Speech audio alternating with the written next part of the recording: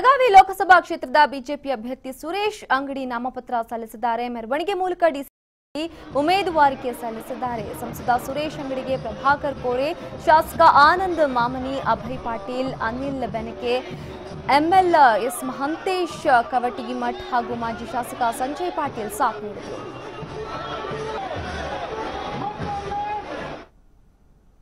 ಇಡೀ ದೇಶದಲ್ಲಿ ಒಂದು ಹಂತದಲ್ಲಿ ನಿರ್ನಾಮ ಆಗುವಂಥ ಪರಿಸ್ಥಿತಿಗೆ ಬಂದದ್ದು ಕಾಂಗ್ರೆಸ್.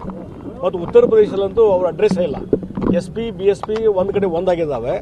ಭಾರತೀಯ ಜನತಾ ಪಾರ್ಟಿ ನರೇಂದ್ರ ಮೋದಿ ಅವರ ನಾಯಕತ್ವ, ಅಮಿತ್ ಶಾ ಅವರ ನಾಯಕತ್ವದಲ್ಲಿ ಬಹಳ ಒಂದು ಪ್ರಬಲವಾದಂಥ ಸ್ಪರ್ಧೆ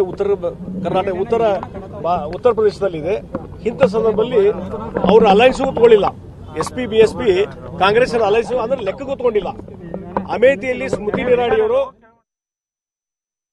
ಮತ್ತೊಮ್ಮೆ ಜಗದೀಶ್ ಶೆಟ್ಟರ ನೇತೃತ್ವದಲ್ಲಿ ಭಾರತೀಯ ಜನತಾ ಪಕ್ಷದ ನನ್ನ ಎಲ್ಲ ಶಾಸಕರು ಮತ್ತು ಕಾರ್ಯಕರ್ತರ ಒಂದು ಮೆರವಣಿಗೆ ಮುಖಾಂತರ ಸಮಾದೇವಿಗೆ ಪೂಜೆಯನ್ನು ಸಲ್ಲಿಸಿ ಇವತ್ತು ಮತ್ತೆ ಕೊಟ್ಟಿದ್ದೀವಿ.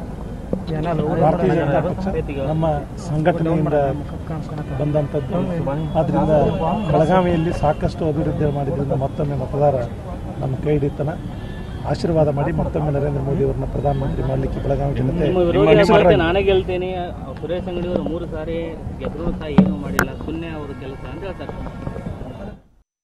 ಮತ್ತೊಮ್ಮೆ ಜಗದೀಶ್ ಶೆಟ್ಟರ ನೇತೃತ್ವದಲ್ಲಿ ಭಾರತೀಯ ಜನತಾ ಪಕ್ಷದ ನನ್ನ ಎಲ್ಲ ಶಾಸಕರು ಮತ್ತು ಕಾರ್ಯಕರ್ತರ ಒಂದು ಮೆರವಣಿಗೆ ಮುಖಾಂತರ ಸಮಾದೇವಿಗೆ ಪೂಜೆಯನ್ನು ಸಲ್ಲಿಸಿ ಇವತ್ತು ಮತ್ತೆ ಕೊಟ್ಟಿದ್ದೀವಿ. ಭಾರತೀಯ ಜನತಾ ಪಕ್ಷ ನಮ್ಮ ಸಂಘಟನೆಯಿಂದ ಬಂದಂಥದ್ದು. ಆದ್ದರಿಂದ ಬೆಳಗಾವಿಯಲ್ಲಿ ಸಾಕಷ್ಟು ಅಭಿವೃದ್ಧಿ ಮಾಡಿದ್ರಿಂದ ಮತ್ತೊಮ್ಮೆ ಮತದಾರ ನಮ್ಮ ಕೈ ಹಿಡಿತನ ಆಶೀರ್ವಾದ ಮಾಡಿ ಮತ್ತೊಮ್ಮೆ ನರೇಂದ್ರ ಮೋದಿ ಅವರನ್ನ ಪ್ರಧಾನಮಂತ್ರಿ ಮಾಡಲಿಕ್ಕೆ ಬೆಳಗಾವಿ ಜನತೆ ನಾನೇ ಗೆಲ್ತೇನೆ. ಸುರೇಶ್ ಅಂಗಡಿ ಅವರು 3 ಸಾರಿ ಗೆದ್ರು ಸಹ ಏನು ಮಾಡಿಲ್ಲ, ಶೂನ್ಯ ಅವರ ಕೆಲಸ ಅಂತ ಹೇಳ್ತಾರೆ.